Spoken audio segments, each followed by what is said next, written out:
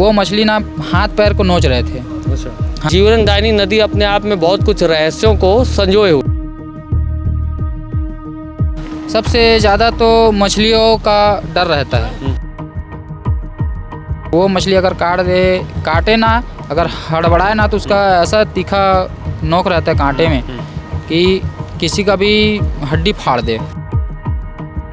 तो ऐसा मछली था कि हमको ना किनारे जाने ही नहीं देता था। तो मेरे पिताजी ही गया और उस बॉडी को ना रस्सी से बांध के फिर किनारे खींच के लेके आया। तो जो उसके बाद में इधर जाल डालने जाते थे तो एक ही मगरमच्छ सुना था कि जाल में फंसा था करके, 7-8 किलो साइज का था।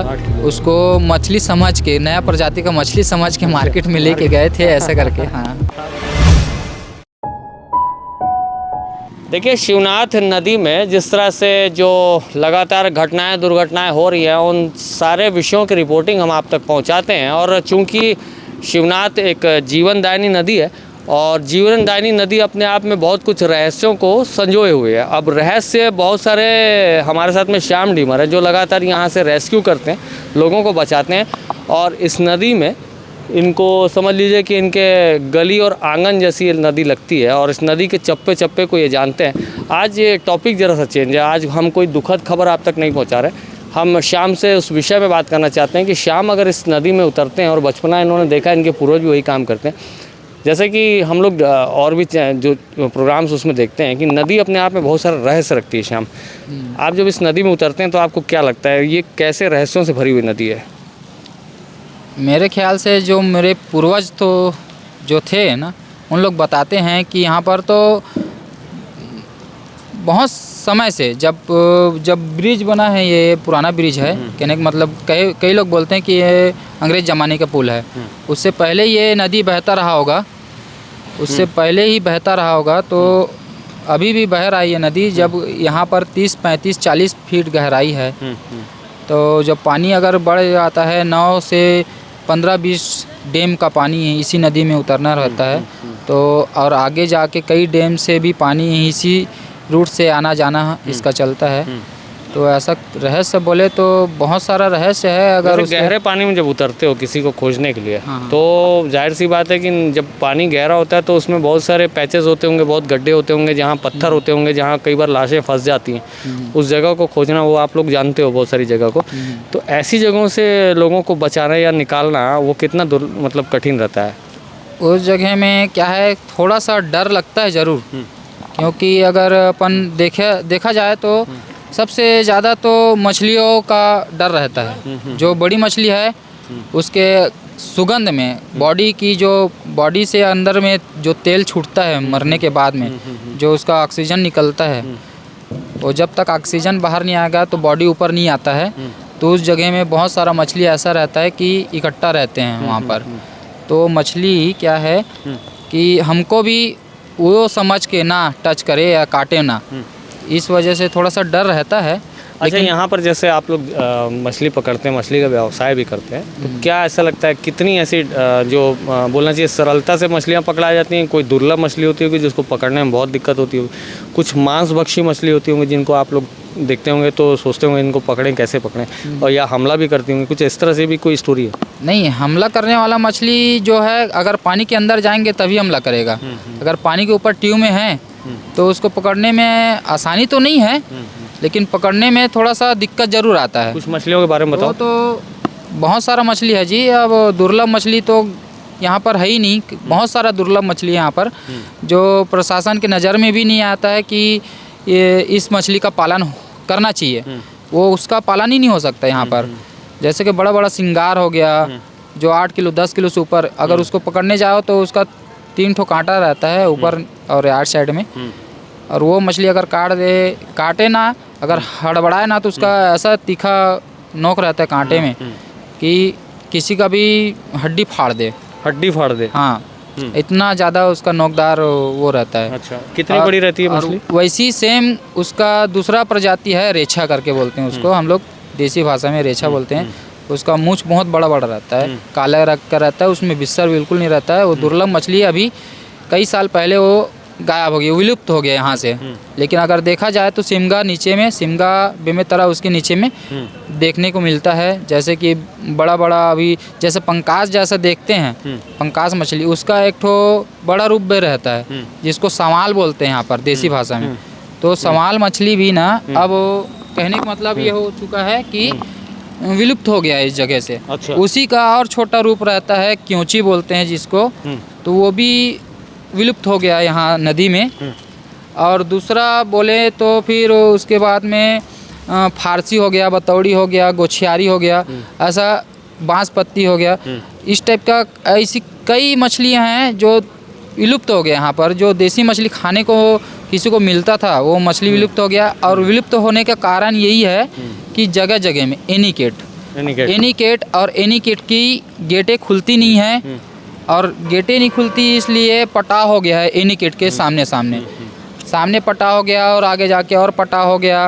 और पहले क्या था कि एक ठो एनीकेट है, अगर उसको खोल दिया जाए तो पूरा धार का जो पानी है इतना रफ्तार रहता था कि वहाँ पर कोई कूदने वाला भी यानी कि आत्महत्या करने वाला भी सोचता कि मैं इस जगह में डूबूं कि नहीं डूबूं।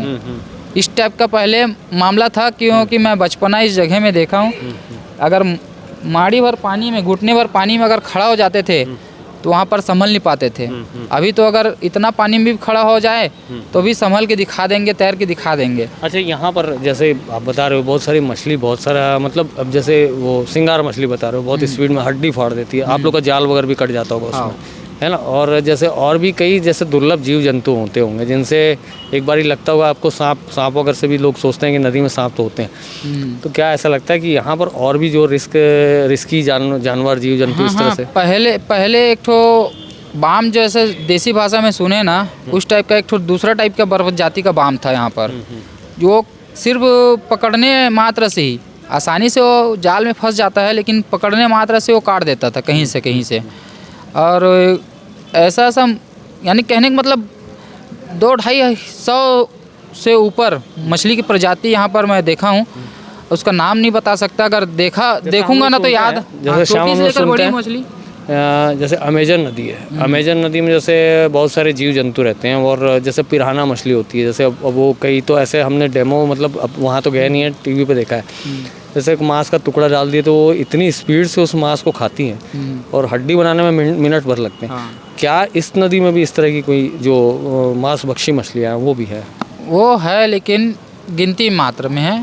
अगर कोई बच गया होगा धोखे से तो वैसे परभक्षी मछली है जो खा जाता है। क्या क्या वैरायटी होती है, कुछ नाम बता दो। अब नाम तो बहुत सारा है, जैसे कि अगर किसी भूखी मछली के सामने अगर कोई भी दाना डालो तो वो तो खाने के लिए आएगा ही। तो सबसे पहले अगर कोई आएगा तो छोटा मच्छी आएगा खाने के लिए, उसके तेल में, उसका सुगंध में। और दूसरी मछली जो आएगा ना तो पड़ीना हो गया, यहाँ पर जो शार्कनाशक मछली है उसको कैटफिश बोलते हैं। और दूसरा जो कैटफिश मछली बोलते हैं जिसको डायनासोर भी बोलते हैं यहाँ पर, देसी मोंगरी के नाम से नहीं, और हाइब्रिड मोंगरी बोलते हैं उसको। उसका आकार कम से कम 20 किलो 25 किलो आकार का हो जाता है। और वो मछली अगर किसी को अगर काट दे तो वो सहन नहीं कर पाएगा। अच्छा। ऐसा मछली है। हाँ। अच्छा। वो बार बार काटता ही जाएगा, ऐसा मछली मांस को काट के अलग कर देता है। हाँ। अच्छा, ये जैसे आप बता रहे थे एक मछली की वैरायटी ऐसे रहती है कि जो अपने बच्चों को पैदा करती है, वो बच्चे उसके आसपास ही रहते हैं, उस वक्त उसको पकड़ना बहुत खतरनाक रहता है। उसका नाम तो मोहरिल रखा गया है यहाँ पर, देसी नाम है, मोहरिल है। और उसके जो उसको शेर भी बोलते हैं, कई लोग शेर भी बोलते हैं। शेर इसलिए बोलते हैं क्योंकि उनको पकड़ना आसान नहीं रहता है, वो जाल में आसानी से मार नहीं खाता है। और झोली वोली डालते हैं ना घेरान में ऐसे करके, तो फिर आता है वो मछली। जैसे कई जो प्रजातियां आप जैसे बता रहे हो, 200-250 प्रजातियां यहाँ पर मछलियों की, उसमें से बहुत सारी जो प्रशासन, सरकार, ये सब इन लोग के आइडेंटिफिकेशन में या पहचान में नहीं होंगी। आप उन मछलियों को जानते होंगे। हाँ। तो नामकरण कैसे करते हैं? आप ही कर लेते हैं नामकरण उनका? नहीं, नामकरण जो हमारे बुजुर्ग लोग हम लोगों को ये मछली का ये नाम है, ये मछली ऐसा है, ये मछली ऐसा है करके नाम बताए ना, तो उसी आधार पे जानते हैं। मछली को देखेंगे तो उसका नाम बता देंगे। अच्छा श्याम, इसमें इस नदी में सबसे बड़ी मछली कितनी पकड़े हो आप? मतलब आपके उसमें, और जो आपके पापा हैं या पिताजी हैं या पूर्वज हैं, उन्होंने कितनी बड़ी, मतलब कितने किलो की और कितनी बड़ी? में तो 30, 35, 40 किलो से ऊपर का मछली 40 किलो। हाँ। 45-40 अभी भी है? अभी भी हैंगे होगा मतलब होगा, क्योंकि अब पहले क्या है, अब तांत के जाली डालते हैं जो आसानी से उसमें फंस जाए और निकाल ले। पहले के ज़माने में खुद अपने हाथ से जाल बनाते थे और उसके बाद में उस जाल को इस्तेमाल करते थे। अब ये ज़माना आ गया है कि सब रेडीमेड हो गया है, रेडीमेड को बस लो और बना लो, उसके बाद में डालो। तो उसमें क्या है कि जो छोटी छोटी जो रोहा मिरकाल जो ऐसा मछली है, यानी कि देसी यानी कि ब्रीड वाला मछली है, वो मछली आसानी से हाथ में आ जाता है। जो यहाँ पर जो नदी में जो पहले से जो देसी मछली है, उन लोग आसानी से नहीं हाथ आते। तो उस समय चैनेस के जाली बनता था, तो उसमें इन लोग मारते थे कि बड़ा बड़ा मछली मारते थे, 40 किलो 45 किलो। एक ठो मछली निकालने के लिए 3 लोग 4 लोग इकट्ठा होकर निकालते थे उस मछली। कभी कोई ऐसा हादसा याद आ रहा होगा जिससे मछली की वजह से बहुत कुछ तकलीफ हुई? जैसे लाश निकालते हैं तो मछलियाँ उसको पूरा खा जाती हैं, कुछ ज़्यादा दिन होता है तो आप लोग जब कभी पकड़ते हैं या पकड़ने के दरमियान कोई बात हो जाती है, जब कोई मान लो मछली हमलावर रहती है या जैसे आप बता रहे हो मांस बख्शी भी है, तो इस तरह का कोई हादसा याद आ रहा होगा जो आपके साथ घटा हो या पूर्वजों के साथ घटा हो या आपके जानने पहचाने वाले? मैं बता सकता हूँ, एक बार की बात है, तकरीबन मेरा उम्र 7-8 साल की बात है। जब मैं 7-8 साल का था, बहुत पहले एक तो लेडीज़ की लाश शिवनाथ नदी उधर से बह के ऊपर से लेकर अपने पुल क्रॉस कर रही थी। उसमें बहुत सारा मछली ऐसा था, उस टाइम में देखा था कि उसके आसपास उसके तेल यानी कि वो बॉडी यानी कि पानी से ऊपर आ गया था, बहुत ऊपर, यानी कि डिकम्पोज होने की स्थिति में था। तो उसका तेल जो छोड़ता है ना, उसमें बहुत सारा मछली, तो ऐसा मछली था कि हमको ना किनारे जाने ही नहीं देता था। तो मेरे पिताजी ही गया और उस बॉडी को ना रस्सी से बांध के फिर किनारे खींच के लेके आया। तो जो पुलिस वाले उनको शिनाख्त करने के लिए लगे ना, तो उस टाइम में उसकी पैर को या हाथ को मछली ना ऐसा नोच नोच के, वो मछली का नाम नहीं बता सकता, मेरे को याद भी नहीं है, तो वो मछली ना हाथ पैर को नोच रहे थे। अच्छा। हाँ, और उसका नाम पता नहीं है मैं, क्योंकि उसको देखा भी नहीं था। मैं 7-8-9 साल पर, जब 9 साल का था, अभी मैं 36 साल की उम्र के हूँ, 7-8 साल की पहली की बात बता रहा। क्या कभी आपकी जानकारी में, जैसे नदी में कहते हैं कि एक समय कभी मगरमच्छ वगैरह भी हुआ था, क्या आपकी जानकारी में ऐसा कुछ आया? की बात है जब ऐसे बाढ़ आया हुआ था, और बाढ़ जब ख़त्म हो जाता है, जब ठंडकाला लग जाता है, अभी क्या है बहते पानी में, उस टाइम का बात है कि जब एनीकट कहीं पर नहीं था, यही एनीकट था। उसके बाद में भी ये पानी जो था, नौगोड़िया खुला था तब बंद हो जाता था ना, उसके बाद में इधर जाल डालने जाते थे, तो एक ही मगरमच्छ सुना था कि जाल में फंसा था करके, 7-8 किलो साइज का था। उसको मछली समझ के, नया प्रजाति का मछली समझ के मार्केट में लेके गए थे ऐसा करके। हाँ, खा भी गए उसको? नहीं खाए नहीं, जब मगरमच्छ है ऐसा करके पता चला तो मर गया था, खैर मगरमच्छ, लेकिन वो नया प्रजाति की मछली है ऐसा करके। जब ढीमर लोग उसको जानते नहीं थे कि ये कौन सा मगरमच्छ का कौन सा प्रजाति का मगरमच्छ है ऐसा करके, तो वहाँ पर मार्केट में गए, कई लोग देखे, तो उसके पता चला आइडेंटिफाई करने के बाद में कि ये मगरमच्छ है ऐसा करके। श्याम, आप इतने जानकार हो, ये नदी से भी वाकिफ़ हो, रेस्क्यू भी करते हो, नदी के चप्पे चप्पे को जानते हो, मछलियों की इतनी सारी प्रजातियाँ जानते हो, क्या एक बड़ा और गंभीर सवाल है, क्या मछुआरों के लिए सरकार इतना अच्छा सोचती है? मेरे ख्याल से तो नहीं सोचती है। अब सोचते हैं ज़रूर है। अभी नया मछली पालन नीति निकाले हैं सरकार पिछले साल, उसमें कई तो रोज़गार अपना पालेंगे और कई बेरोज़गार हो जाएंगे। नया मछली पालन के बात ऐसी है कि बोलते हैं कि अगर ये हमारा एनीकट है और इधर पुलगांव है, वो ग्रामीण एरिया है, तो ग्रामीण को पहले प्राथमिकता मिलता है, और ये निगम में हो गया पुलगांव, तो यहाँ के लोगों को, ये समूह है या समिति है, उनको प्राथमिकता नहीं मिलता है। अच्छा।